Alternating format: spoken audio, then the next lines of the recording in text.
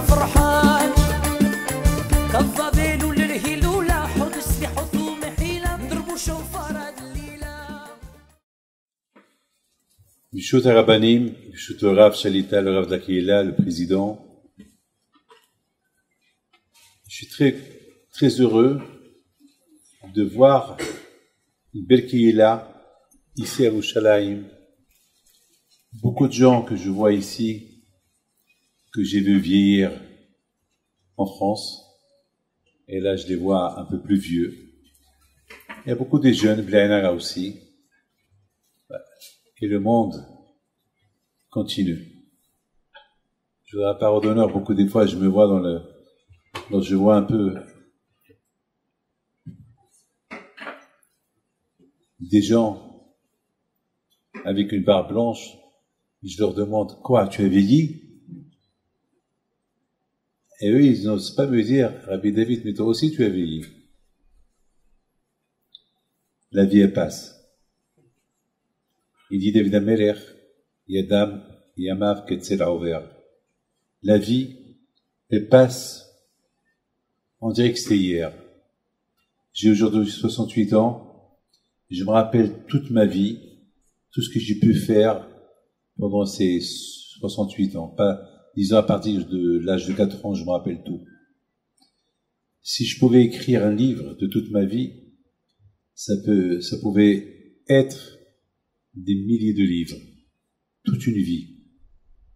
Il y a des choses qu'on a fait, qu'on fait plus. Il y a des choses qu'on n'a pas fait, qu'on va faire. Et la vie, elle est comme ça. Mais le plus important est que de plus en plus qu'on prend de l'âge et on avance vers la vie, il faut se corriger.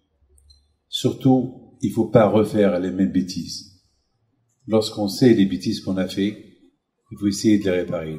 Dans quelques jours, c'est Rosh Chodesh Av. Et déjà, on se prépare pour Tisha B'Av. Tisha B'Av, malheureusement, c'est le jour que le Beth Amikdash a été détruit.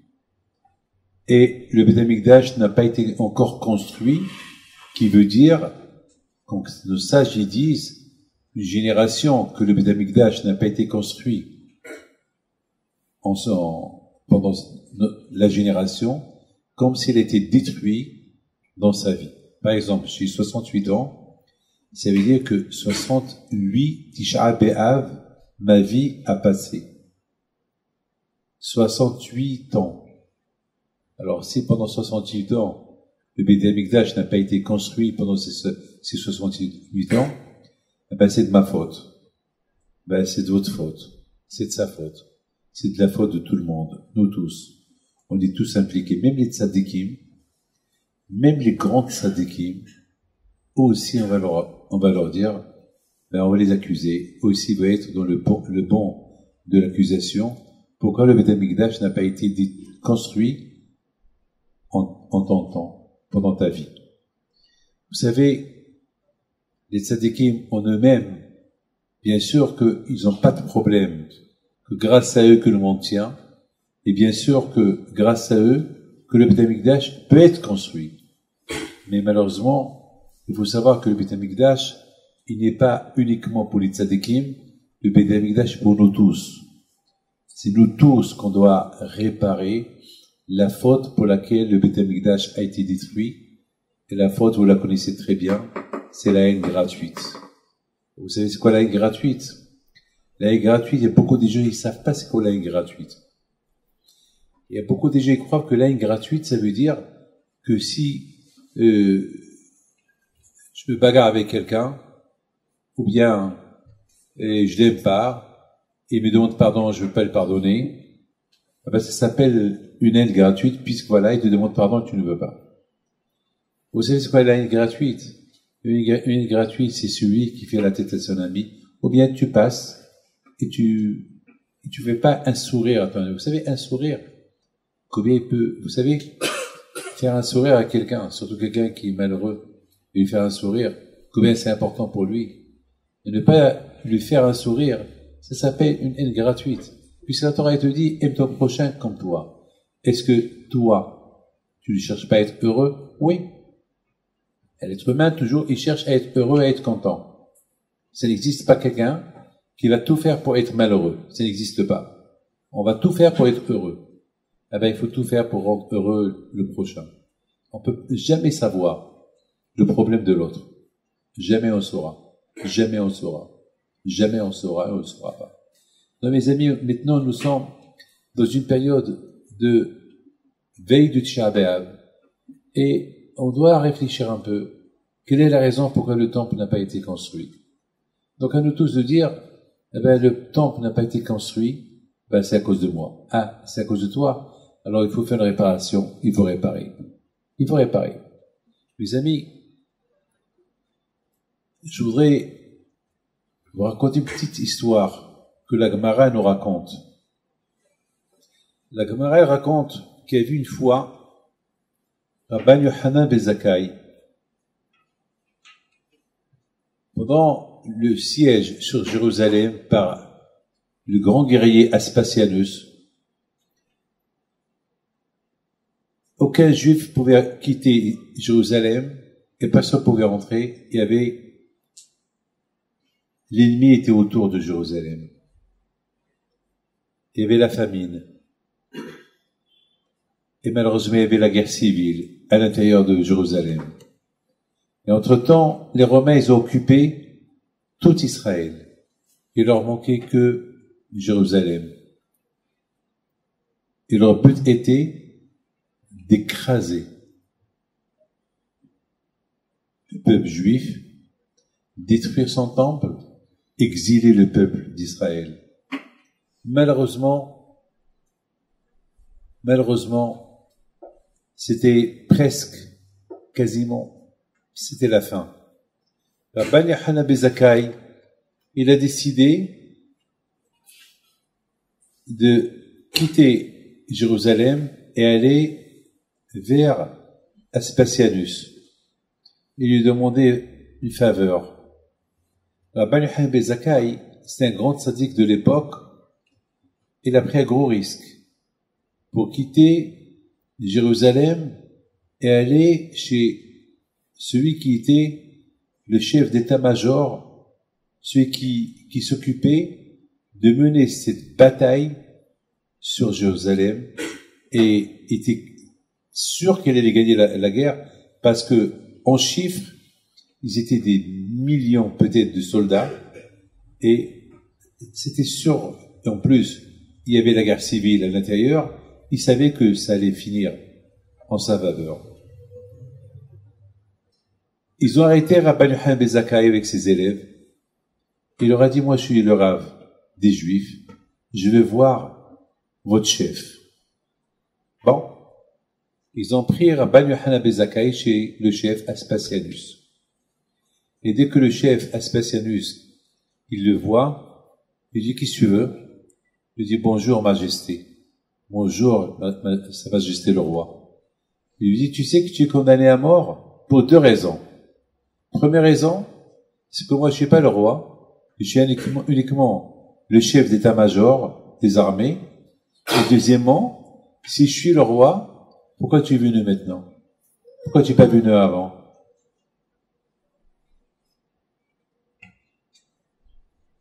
Il dit, mais avant que je te condamne à mort, dis-moi, pourquoi tu es venu me voir? Il dit, ben, je suis venu te demander une faveur. Il dit, une faveur? Quelqu'un qui m'appelle le roi alors qu'il y a un roi, il y a le roi de Rome. Et voilà, mes amis, Rabban Yochanan ben Zakkai ne savait pas quoi répondre. Aspasianus, il donne l'ordre de le tuer et de tuer ses élèves. Mais voilà, on voyait des soldats qui galopent, des soldats qui arrivent sur des chevaux. Et il y avait, tout de suite, il y avait beaucoup de bruit. Il arrive. Qu'est-ce qui se passe? J'ai une lettre pour le chef Aspasianus. Vous savez qu'à l'époque, il n'y avait pas des lettres. À l'époque, il n'y avait pas la poste. Il n'y avait pas des avions. À l'époque, il y avait le seul moyen pour voyager, c'était les chevaux. Maintenant, de Rome jusqu'à Jérusalem, peut-être je sais pas combien de temps, de jours ça prend. Mais il devait y avoir des cavaliers spécialistes que dans chaque région, il y avait là-bas un cavalier spécialiste qui était là-bas en attendant que quelqu'un de Sénat romain qu'il arrive pour l'utiliser, peut-être. Il arrive. Qu'est-ce qui se passe? J'ai une lettre pour vous du Sénat de Rome. Aspasianus, il ouvre la lettre. Il voit que le Sénat de Rome, il lui dit, voilà, l'empereur romain est mort. On l'a pas encore enterré. On n'a pas encore diffusé sa mort pour ne pas qu'il y ait une révolution. Et le Sénat romain a décidé que c'est toi qui prends sa place, donc c'est toi le roi. Tout de suite, Aspasianus, il regarde Rabban Yochanan ben Zakkai, qui venait de lui prédire Sa Majesté le roi. Il a appelé Sa Majesté le roi. Il le regarde. Il lui dit, mais dis-moi, comment tu savais que j'étais roi? Comment tu savais que j'étais roi? Mais personne ne le sait. Il lui dit, parce que la Torah, elle dit que le temple, il ne peut être détruit que par un roi. Donc, si vous n'étiez pas le roi, donc vous ne pouvez pas détruire le temple de Jérusalem. Donc, c'est la raison, alors je voyais que la fin de Jérusalem, elle approche, donc j'ai compris que c'est toi le roi. J'espère que je ne me suis pas trompé. Il dit non, tu t'es pas trompé. Le Sénat de Rome, avant de diffuser la mort de l'empereur romain, ils m'ont désigné comme roi, donc tu as raison. Maintenant pour ça, je sais pas comment tu savais, 100% c'est ton Dieu qui t'a dévoilé ce secret, mais toi je te demande qu'est-ce que tu veux. Il dit, Majesté, je demande 3 choses. Je veux Yavne v'Hachamea. Je sais que tu vas détruire Jérusalem. Je sais que tous les Juifs vont partir en exil. Je te demande de me donner la ville de Yavne avec ses Hachamim. Ne les tue pas. Comme ça, le peuple juif, il continue à étudier la Torah. Il n'a pas demandé Beth Amikdash parce qu'il savait que le but des Romains, c'était de détruire le Beth Amikdash. Donc moi, il a demandé quelque chose d'autre. Et moi, j'ai ajouté une phrase. J'ai ajouté que Rabban Yochanan ben Zakkai, il était super intelligent. Il savait que chaque juif, c'est un Beth Amikdash. Vous avez compris? Chaque juif, c'est un Beth Amikdash. Ve'asuli mishkan, v'shachanti bitucham. Quand je vous dit, faites-moi un sanctuaire et je résiderai en vous. Chacun de nous, c'est un Beth Amikdash, et selon comment il sert à Kadosh Baruch Hu, eh ben, il embellit son Beth Amikdash. Dans le Beth Amikdash, il y avait quoi? Ben, dans le Beth Amikdash, il y avait le Aaron. Il y avait la Ménorah, il y avait l'autel de sacrifice, il y avait quoi d'autre? Il y avait les ustensiles avec lesquels on les utilisait pour le Beth Amikdash. L'homme en lui-même, lorsqu'il fait une mitzvah avec sacrifice, il devient un autel de sacrifice. Lorsqu'un homme il étudie la Torah, ben il devient une Ménorah. Lorsqu'un homme il va étudier la Torah, il devient Aaron HaKodesh. Il y a la lumière et il y a la Torah. Lorsqu'il étudie, c'est la lumière, et vous savez très bien où il se trouve le Sefer Torah. Il se trouve dans le Aaron, dans l'arche de la dans l'arche de le Hechal HaKodesh. Où il se trouve la Torah? Dans le cœur, dans le cerveau. Donc il dit, Ibn Ishai, il apporte un pasuk, que les tzadikim, Hechal Hashem Hema. Que les tzadikim, ils sont le Hechal de HaKadosh Baruch Hu. C'est le Hechal où on met le Sefer Torah. Donc quelque part, Rabban Yochanan ben Zakkai, il a fait son choix. Il s'est dit, si je demande au Beth Amikdash, il va me dire non. Peut-être il va me dire oui, je vais pas le détruire. Il va venir quelqu'un d'autre qui va le détruire. Et un jour, ils vont le détruire.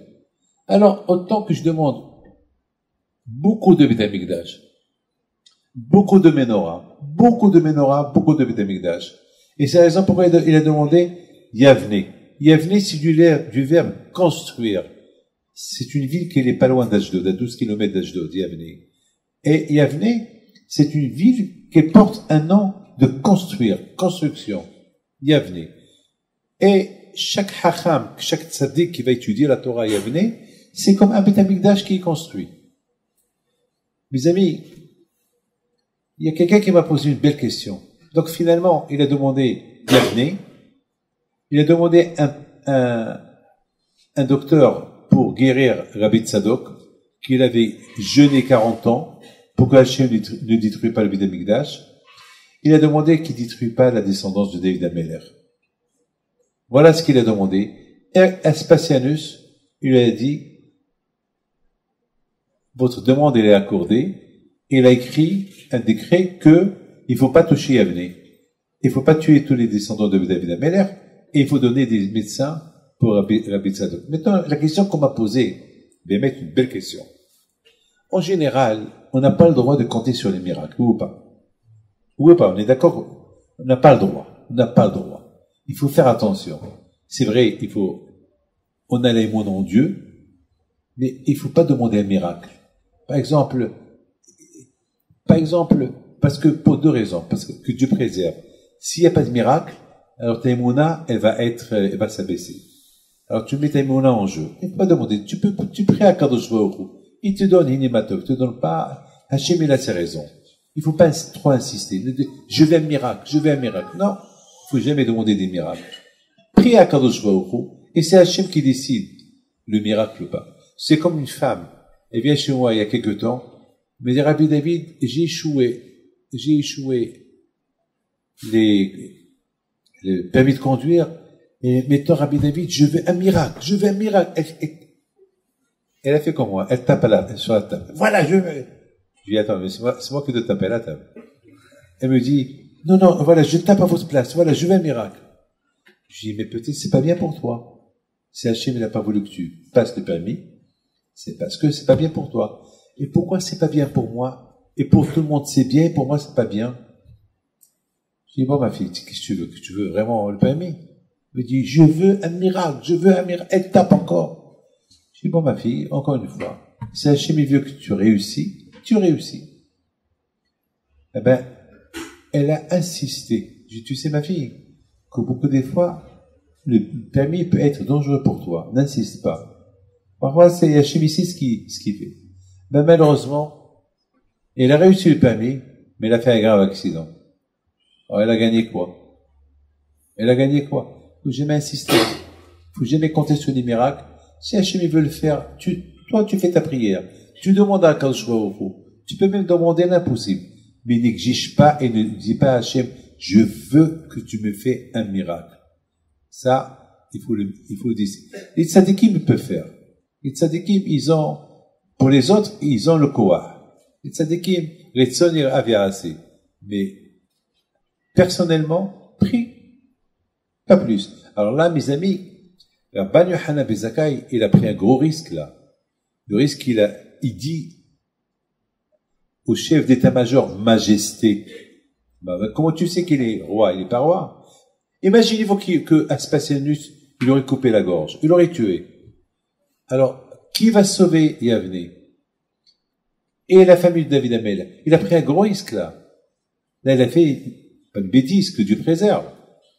Vous savez, il y a d'ailleurs, dans la Gemara Gittin, il y a certains hachamim qui disent que Rabban Yochanan ben Zakkai, il a dommage.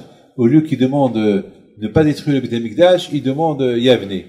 Mais la Gemara, il donne une belle réponse. La Gemara, il dit, quand même, Rabban Yochanan ben Zakkai, il a bien fait, parce que il se peut que le roi leur aurait dit non.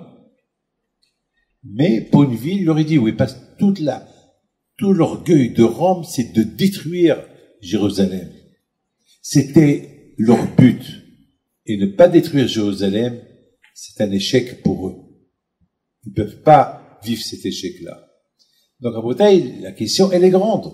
Pourquoi Rabban Yochanan ben Zakkai, il n'a pas dit simplement, sœur, monsieur le chef d'état-major, pourquoi l'appeler Majesté? D'ailleurs, lui-même, il ne savait pas répondre. L'autre roi lui a dit, Mais comment tu m'appelles magicien? Je suis pas le roi. Le roi, c'est mon roi, il est à Rome. Et la Gemara, il dit que Rabban Yochanan ben Zakkai, il est resté bouche bée. Il n'avait pas de réponse. En général, un tzaddik, Rabban Yochanan ben Zakkai, c'était un grand tzaddik, c'était un grand rabbin. C'était pas, la Gemara, il dit qu'il était tellement intelligent, c'est inimaginable son intelligence. Et là, il s'est comporté un peu bizarre. Il a risqué sa vie, il a risqué la vie de tous les juifs. Et pourquoi tu as fait ça? Vous savez, mes amis, je vais vous raconter une petite histoire pour vous dire c'est quoi le kouah de la Torah. Vous ne pouvez pas imaginer c'est quoi le kouah, la force de la Torah. Il y a beaucoup de gens qui se posent la question quelle est la raison qu'on doit étudier la Torah. Vous les femmes qui m'écoutent, votre Torah à vous, c'est de s'occuper de vos enfants et de les envoyer à étudier la Torah. Ça, c'est votre rôle. Et de s'occuper de votre mari qui se réveille le matin et qui va à la synagogue, surtout le Shabbat, qui ne reste pas au lit, et les enfants, de bien les éduquer. Ça, c'est le rôle des femmes. Mais vous, les hommes, votre obligation, c'est d'étudier. Alors, la question se pose, quelle est la raison pourquoi on doit étudier la Torah? Et c'est une question que tout le monde pose. Mais, attends, mais, peut-être, c'est pour certains, mais pourquoi nous? Pourquoi on nous dit qu'il faut venir étudier? C'est la Torah, c'est pour les rabbins. Le plus important, c'est connaître la halakha, connaître un peu les lois de la Torah. C'est bon. Les lois, les lois de Pessah, les lois de Shabbat. Mais pourquoi on nous demande, viens étudier? Mais ça me sert à quoi? Le plus important, c'est le programme d'un juif, c'est mettre tefillin, se lever le matin, se laver les mains, et c'est tout. Non, on nous dit, il faut s'asseoir, il faut ouvrir un livre avec un rabbin, avec une habruta. Mais pourquoi? Et c'est écrit, Ve'agitabo yoma valayla. La Gemara, il dit, écoutez très bien. Vous savez, lorsque quelqu'un quitte ce monde, le jugement, il commence par quoi, le jugement? Comment ça commence le jugement? Comment on juge la personne? La première question qu'on lui pose, Haïm kavata itim la Torah. C'est comme ça qu'on commence le jugement. Est-ce que tu as fixé des horaires? Et ça, on le demande. Même à un malade, même à un pauvre, mettez ça dans la tête. Même à un pauvre mskin qui n'a pas de quoi manger. La première question qu'on lui pose, est-ce que tu as fixé des heures de Torah? Attends, mais je suis pauvre. Si je fais pas l'aumône, comment je vais vivre? Ils vont lui dire que je suis mieux que Hillel. Et un commerçant, il va dire, mais toujours j'avais des affaires. Et une affaire, elle amène une autre affaire, etc., etc. J'ai pas eu le temps, Hachem, c'est ta faute. Tu aurais dû pas me donner l'argent. Et après, je vais lui dire, et Rabbi Tarfon, et Rabbi Akiva, et tous ces grands tzadikim, ils n'étaient pas riches. Il y avait beaucoup de milliardaires, et Yosef Hatzadik. Donc, on peut pas échapper à cette question, est-ce que tu as fixé des horaires de Torah? Qu'est-ce qu'on va répondre? Tu vas dire que tu es pauvre, tu étais pauvre, il va te dire, ils vont rejeter ton argument. Tu étais riche. Alors il y a quelqu'un qui va dire, Hachem, c'est ta faute. Tu m'as donné une beauté, que tout le monde me regarde, et chaque fois je me regarde, et je me vois le visage, et je vois le miroir, et je suis beau, et tout le monde me dit, Hatir, tu es beau, c'est dada. Alors, Hachem va lui dire, tu es plus beau que Youssef. Et Youssef, il était embêté du matin au soir par cette femme, et il n'a pas fauté. Donc, mes amis, l'étude de la Torah, j'ai toujours expliqué que Bémet, c'est une belle question, ce que je suis en train de vous dire. Mais il faut ça, parce que Bémet, il faut être réaliste. Rabban Yochanan ben Zakkai, il sait ce qu'il dit. Il sait que sans Torah, comme il dit Rab Saadia Gaon, le peuple juif ne peut pas s'appeler peuple juif sans Torah. On ne peut pas s'appeler juif sans la Torah. Alors maintenant, notre question, c'est quoi l'obligation d'étudier la Torah? À tel point qu'on nous dit que le Beit HaMikdash, il a été détruit parce qu'ils n'ont pas assez étudié la Torah. Mais attends, mais si je connais les halachot, comme les femmes, pourquoi les femmes, ils sont obligées? Les femmes, ils font Shabbat, ils font Nida, nous aussi on va mettre tefillin. Comme que les femmes ne sont pas obligées d'étudier la Torah, nous aussi, pourquoi on est obligé d'étudier la Torah? Eh ben, Rabotai, il faut savoir une chose.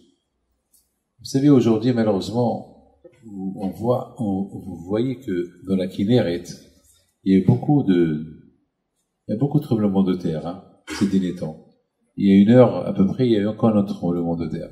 Ça fait presque 20-30 fois que la terre elle tremble vers là-bas au Tsafon. Bon, on ne sait pas ce qui va se passer, mais lorsque la terre elle tremble, c'est pas un beau signe. C'est pas à cause de la chaleur. C'est pas à cause vous savez qu'à Tzfat, il y avait une fois là-bas un grand tremblement de terre, il y a eu des milliers de morts. Une fois, il y a eu un tsunami à la Kinneret, il y a 80 ans, ou 85, ou 90 ans. Il y a un très fort tsunami dans la Kinneret, qui a ravagé des rues et des rues, et a fait des centaines et des centaines de morts. Donc, c'est vers Tzfat, et pourtant là-bas, on a là-bas des grandes tzadikim qui sont enterrés là-bas. Et qui sait, c'est grâce à cette tzadikim-là que cette région, elle est protégée. Mais lorsque il y a des tremblements de terre, il y a une raison. Vous savez laquelle? Parce qu'il n'y a pas assez de tsniot. Lorsqu'il n'y a pas assez de tsniot, Akadosh Baruch Hu, il a de la peine. La Gemara dit que il y a des larmes du ciel qui tombent et il y a des malachim qui vont vite attraper ces larmes et les jeter dans la mer. C'est pour ça que beaucoup des fois dans les mers, il y a des tremblements de terre très forts. Passer ces 2 gouttes, s'ils tombent dans une ville, ils peuvent ravager la ville. Donc, à Botaï, l'étude de la Torah, il est important. Pourquoi? C'est comme si je dis à quelqu'un, si quelqu'un me demande, Rabbi David, j'ai mal à la tête, qu'est-ce que je vais lui dire? Tu as mal à la tête? Ben, tu prends l'aspirine. Tu prends un cachet. Mais il va me dire, un cachet? Quel rapport le cachet, les maux de tête? Qu'est-ce que je vais lui répondre? Ben, je vais lui dire, ben, il y a des choses que tu vois pas. Dans le cachet, il y a un remède. Dans le cachet, il y a une rifoua. Il va me demander, une rifoua? Mais quelle rifoua? Je comprends pas. Quelle rifoua? Eh ben, prends le cachet et tu verras. Une fois qu'il a pris le cachet, 1 heure plus tard, il me dit, mais Rabbi David, mais c'est magique, j'ai plus mal à la tête. Là, je dirais, c'est très bien. Mais comment tu as fait? J'ai rien fait, c'est le cachet. Mais comment? Ben, t'as pris le cachet avec de l'eau, voilà. Parce que dans le cachet, il y a un médicament. Dans la Torah, il y a un médicament qui s'appelle aspirine. C'est tout. Pour connaître la valeur de la Torah, il faut l'étudier. Pour kiffer la Torah, il faut l'étudier. Au départ, on comprend pas. Pourquoi? Mais une fois que vraiment tu es dedans, ben tu vas voir qu'il n'y a pas mieux. Vous savez, mes amis, beaucoup de fois, ça m'arrive. Je suis vieux, là. Je peux me permettre de vous dire ça. Beaucoup de fois, ça arrive que, lorsque je commence, en journée, malheureusement, j'ai pas le temps d'étudier. J'ai pas le temps. C'est le soir. Et beaucoup de fois, ça arrive que le soir, lorsque je commence à étudier, l'étude est tellement, le temps tellement passe vite, comme tout à l'heure je vous ai dit, la vie elle passe vite, soit que je vois il est déjà 5 heures du matin. La nuit est déjà passée. Mais après j'ai de la peine de me lever, après je me dis, bon, et puis la nuit est passée, tu continues. Et c'est parce que la Torah elle est belle. Et c'est ça, Rabotai, ce que Rabban Yohanan ben Zakkai, il a demandé à Aspasianus.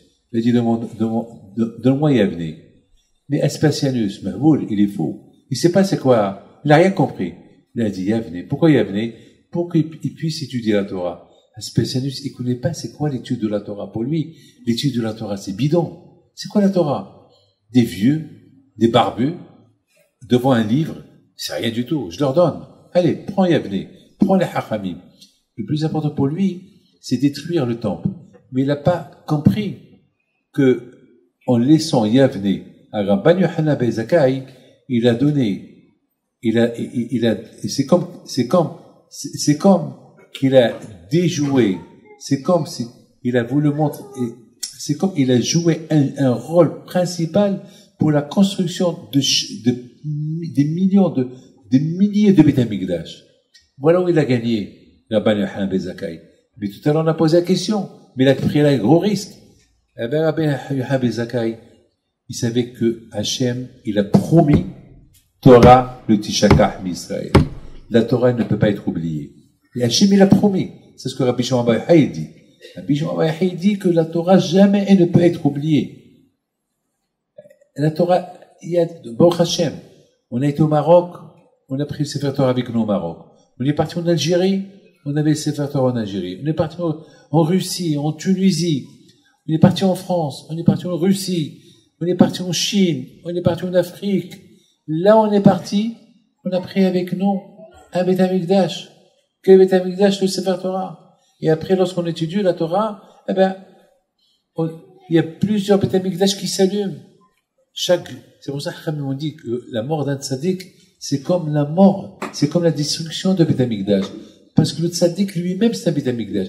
Et ça, ce qu'il a demandé, Rabban Yochanan ben Zakkai, ça, ce qu'il a demandé.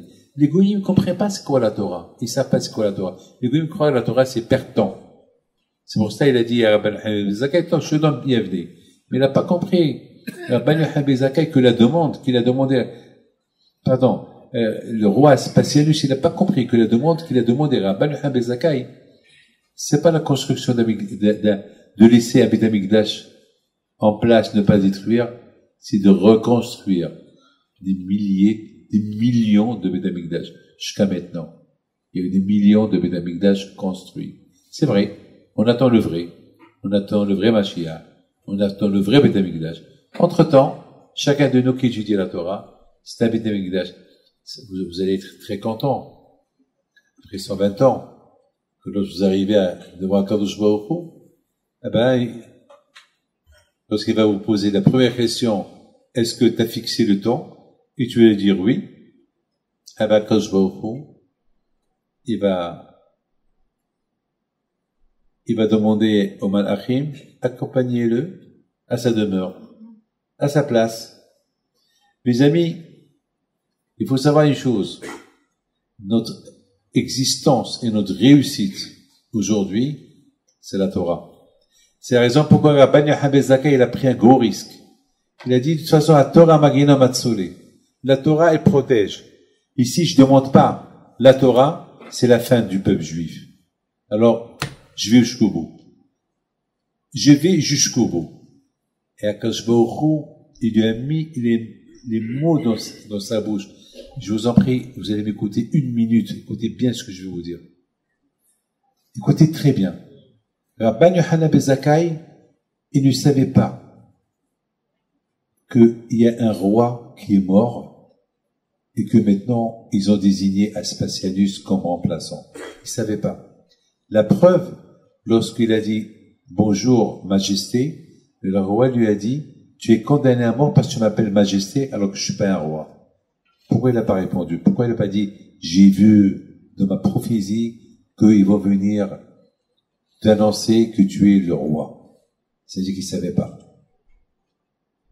Il savait pas. Il a dit majesté sans le savoir. C'est-à-dire que c'est Akash Baruch Hu, il a fait un calcul spectaculaire. Écoutez bien.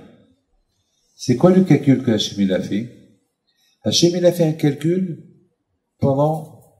lorsque le vrai roi de Rome est mort et que le Sénat a gardé le secret. Parce que si on dévoile, tout de suite, il faut nommer un roi. Mais il n'y avait pas incapable qui soit le roi, sauf que Aspasianus. Donc, il devait garder le secret. Beaucoup des fois, mes amis, dans les pays, je ne veux pas dire quel pays, lorsque le roi il quitte ce monde, il meurt, jusqu'à qu'il désigne le nouveau roi, ils disent pas qu'il est mort. C'est comme ça ce qui s'est passé à cette époque-là. Exactement. Mais regardez, mes amis, combien de jours ça a pris de Rome jusqu'à Jérusalem? 1 mois, 3 semaines, je ne sais pas combien de temps. Regardez, mes amis, Hachem il a fait que l'ashgaha pratit, que au moment que Rabban Yochanan ben Zakkai a décidé de quitter Jérusalem et d'aller jusqu'à chez Aspasianus, ça a pris une demi-journée. Je ne sais pas combien de temps ça a pris. Akash Baruch Hu, il a calculé chaque seconde le temps qu'il arrive chez Aspasianus et qui lui dit « Bonjour, Sa Majesté », que Aspasianus, il lui pose 2-3 questions, et entre-temps, voilà un messager qui vient, qui galope et qui vient de Rome, pour annoncer la mort de l'empereur et que le Sénat romain ont décidé que c'est lui l'empereur. Imaginez-vous que imaginez-vous que Rabban Yochanan ben Zakkai, il arrive 5 minutes avant. On lui a recoupé la tête. Imaginez-vous qu'il arrive 5 minutes après, il peut même pas parler au roi. Donc, tout a été perdu. Regardez comment Akash Baruch Hu, il a fait son calcul. C'est pour ça, Rabotai. Hier, un rabbin, il m'a dit, écoutez bien ce qu'il m'a dit, un rabbin. Il a dit, il y a deux vitamines. B et C. Il y a 2 vitamines que le corps humain a besoin. Vitamine B et vitamine C. Alors moi, je regarde un rabbin qui me dit B, C. Alors je lui dis, alors qu'est-ce que tu veux dire par là? Non. Non, B et le D, c'est ça? Voilà, B et D. Alors, je regarde B, D, B, C, B, A, je sais pas. Moi, je suis pas très bien, je suis pas très mathématicien, je connais pas. J'ai B, D, c'est quoi? Il dit, ben, B, D, c'est les initiales de Bissi Ata Ishmaya. Ça veut dire que c'est ça notre vitamine. Bissi Ata Ishmaya. Ça veut dire B, D. C'est-à-dire qu'il faut avoir la Emouna. Rabban Yochanan ben Zakkai, il est parti avec une Emouna pour sauver le peuple juif. Donc, Akash Baruch Hu lui a mis dans sa bouche, dis majesté. Dis majesté. Comment je veux dire majesté? Comme ça, ça va beaucoup aider. Mais je mets ma vie en risque. Hachem, il lui a mis dans sa tête. Vous êtes assis là-bas, derrière un poteau. Pourquoi vous n'êtes pas là? Eh ben, parce qu'Hachem a voulu que vous êtes là-bas.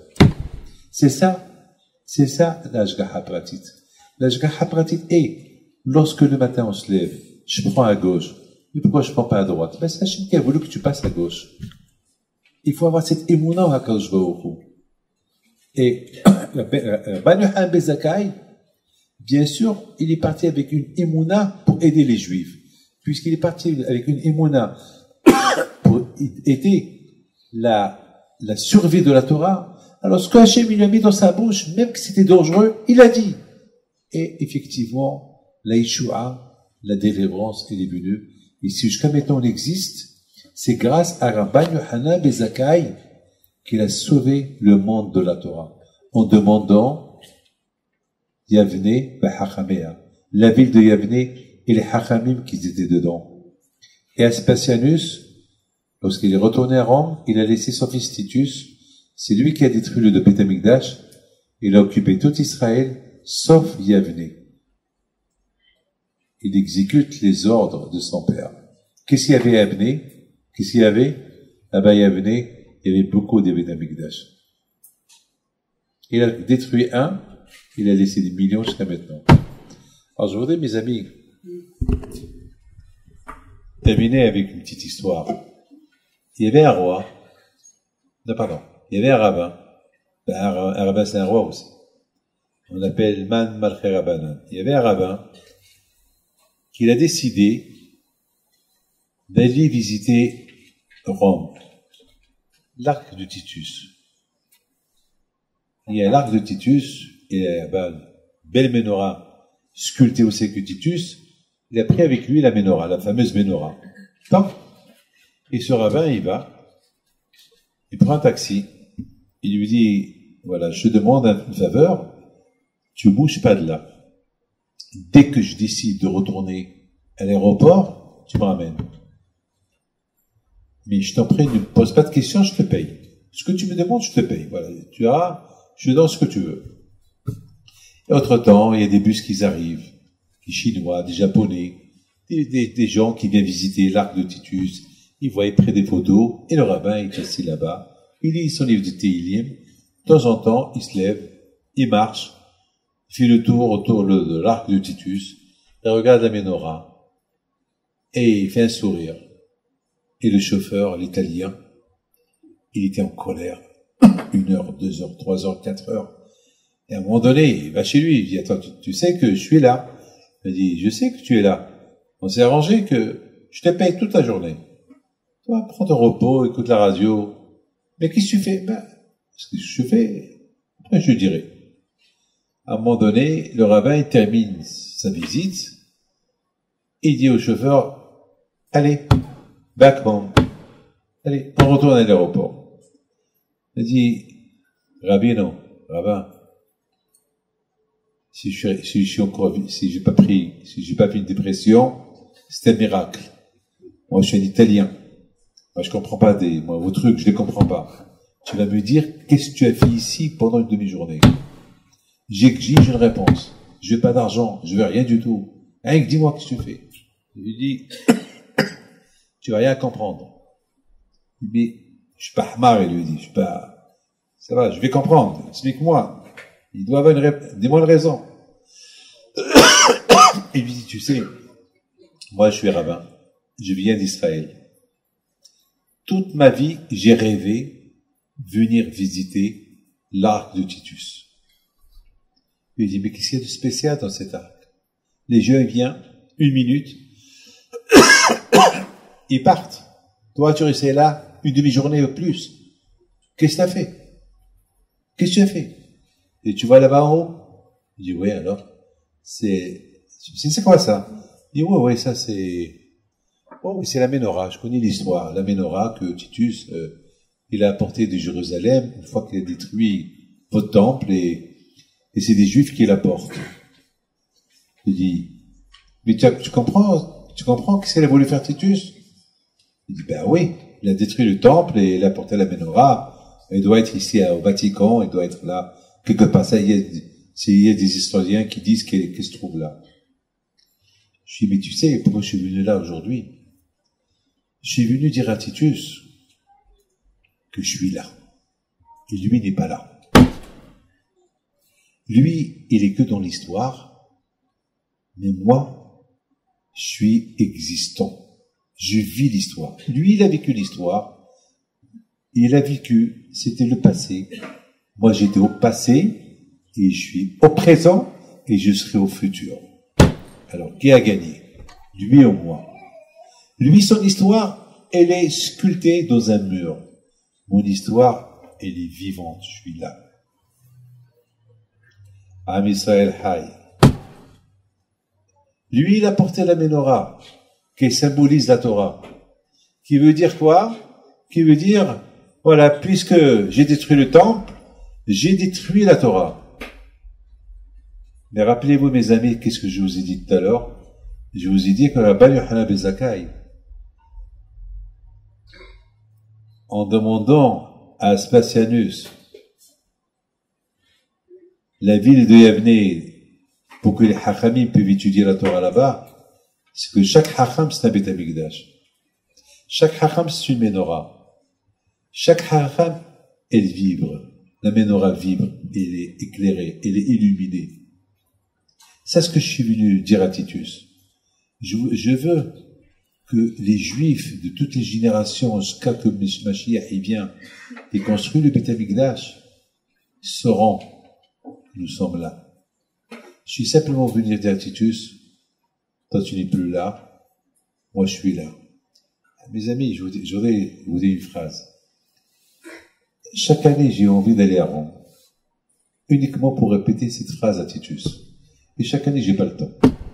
Et chaque année, je fais un programme, mais chaque année, malheureusement, j'ai pas le temps. Bon, j'attends, si Dieu veut, peut-être, j'attendrai, si Dieu veut, que Mashiach y vient, et je verrai la Ménorah, au lieu de la voir uniquement sculptée dans un mur, que Dieu fasse que je la verrai. Alors, je voudrais simplement terminer et vous dire, n'oubliez pas de se renforcer dans la Torah. N'oubliez pas que, je viens de vous dire que, n'oubliez pas la phrase de Rav Saadia Gaon. En umma ki ummanotenu, il n'y a pas une nation comme la nôtre, uniquement s'il y a la Torah. Mais s'il n'y a pas la Torah, on n'est pas une umma, on n'est pas une nation. Ce qui fait de nous une nation, c'est la Torah. Mettez tefillin le matin. le Shabbat. Mais donc vous avez bien compris quelle est l'obligation d'étudier la Torah. L'obligation d'étudier la Torah pour deux raisons, je termine. Premièrement, pour ne pas que vous allez pour ne pas s'ennuyer. Vous savez, dans ce monde-là, dans son ennui qui sont faits, bon, il y a le mondial, il y a le football, il y a plein de choses, il y a la télé, il y a les sorties, il y a les vacances. D'accord. Tout ça, je suis pas d'accord avec tout ça, mais il y a beaucoup de gens qui disent, ouf, j'ai ras-le-bol, je m'ennuie, j'ai ras-le-bol, quelle vie. Toujours on s'ennuie, on s'ennuie, on s'ennuie. Alors, écoutez-moi. Si dans ce monde-là, où il y a tous les plaisirs, il y a des gens qui vont dire, je m'ennuie, alors qu'est-ce qu'ils vont faire là-haut, après 120 ans? Dites-moi.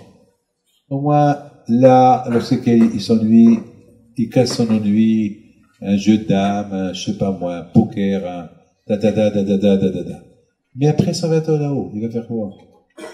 Il n'y a pas pire que l'ennui. Il n'y a pas pire que l'ennui. Il va faire quoi?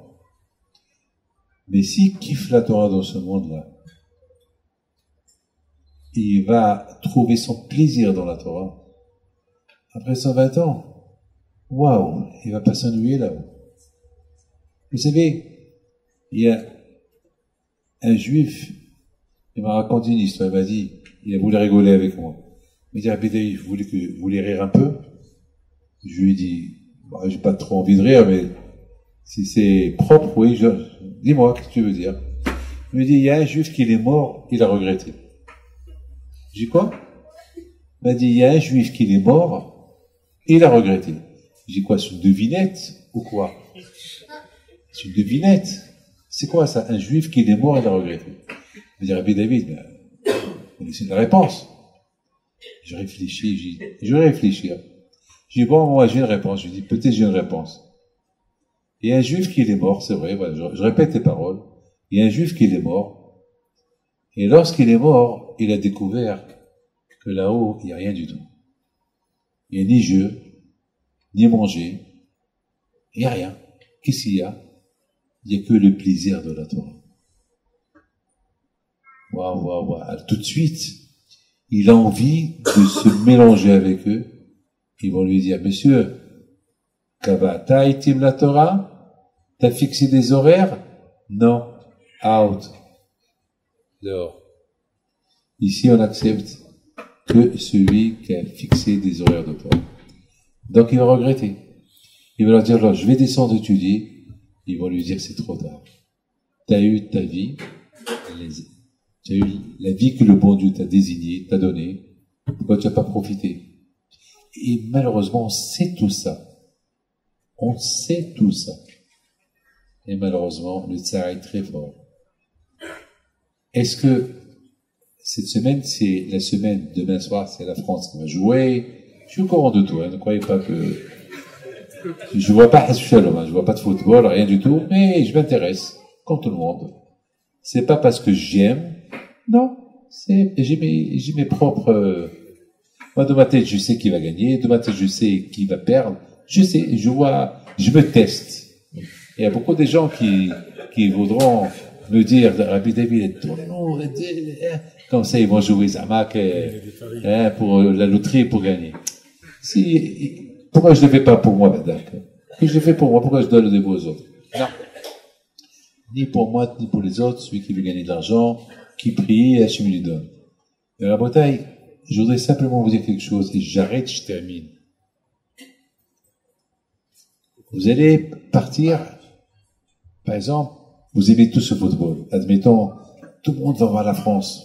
Il y a ceux qui supportent la France, il y a ceux qui ne supportent pas la France, je ne sais pas quoi. Accompagné. On va arriver maintenant au mondial. Je ne sais pas, il va y avoir deux équipes qui vont jouer l'un contre l'autre. Maintenant, chacun, il prie quelle équipe va gagner. Et les deux, ils vont jouer. Vous êtes en train de voir deux équipes, tout ça pourquoi? Pour avoir le trophée. C'est la Coupe du Monde. C'est le trophée. Et on joue autour d'un ballon. Et qui doit marquer des buts. Lorsque, par exemple, imaginez-vous, 2 milliards de personnes dans le monde, ils veulent que X on va prendre le Brésil, puisque le Brésil a perdu hier, d'accord? Donc on va prendre le Brésil. Admettons que le monde entier veut que le Brésil gagne, par exemple. Il va marquer le premier but. Le monde entier va crier. Le monde entier va crier. Dans les maisons, ça va crier. Et vous allez voir des gens qui s'embrassent, qui s'enlacent. Ils vont boire les haïm. Et à la fin, encore un but. Et à la fin, le troisième but, après, ça va être du suspense. L'autre aussi va marquer. Après, il va marquer. Ils vont être 3-3. Alors, il reste 1 minute. Encore, le Brésil, il va marquer un but. Alors là, mettons, il manque quelques secondes. Tout le monde crie. Voilà l'autre. Encore, il marque, ils sont 4-4. Alors là, le suspense, il est énorme. Il reste 10 secondes. 10 secondes à la Coupe du Monde. Et voilà, le Brésil, il va marquer le 5e. Alors là, les cris de tout le monde, il va être d'une manière que le monde entier va trembler. Très bien. Ils vont pleurer de joie. Ça, c'est la fin. Mes amis, après 120 ans, Akadosh Baruch Hu, il va vous montrer ce film-là que je viens de vous dire. Brésil contre X. Il va vous montrer, David, viens ici.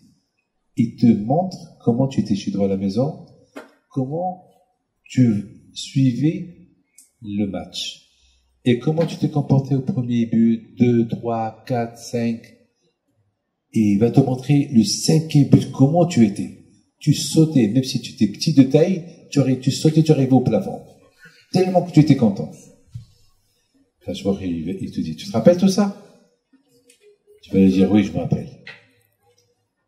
T'as fait ça un jour pour une mitzvah?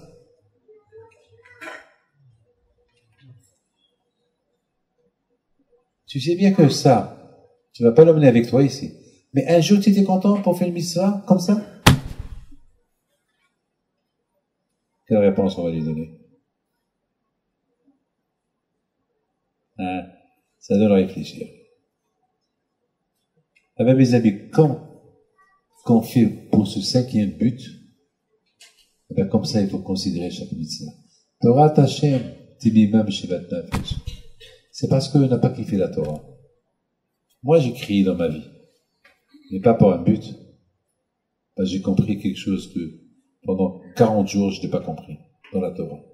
Alors j'ai compris un matin, mais vous ne pouvez pas imaginer comment j'étais content. Ma joie était énorme. Mes amis, je vous ai fait goûter un peu c'est quoi la Torah. Que le bon Dieu vous protège, que Hachem vous donne la santé. Félicitations au Rav pour de m'avoir invité à vous donner. Et si Dieu veut, ça ne sera pas la première et dernière fois. Ben, Hachem, je viendrai chez vous de temps en temps. Et que Hachem vous protège, que Israël vous apporte bonheur. Que Hachem vous donne Panasatova, un bon mazal pour vos enfants. Vous les femmes dehors, que le bon Dieu vous aide là-bas dans la chaleur, que le bon Dieu vous protège et vous donne la santé, la joie, Keneratson.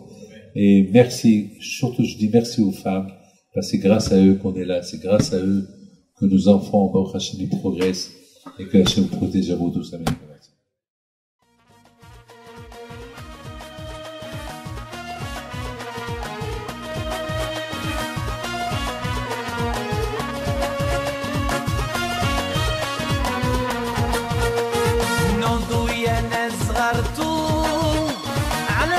حيم بنتو وقف لنا زي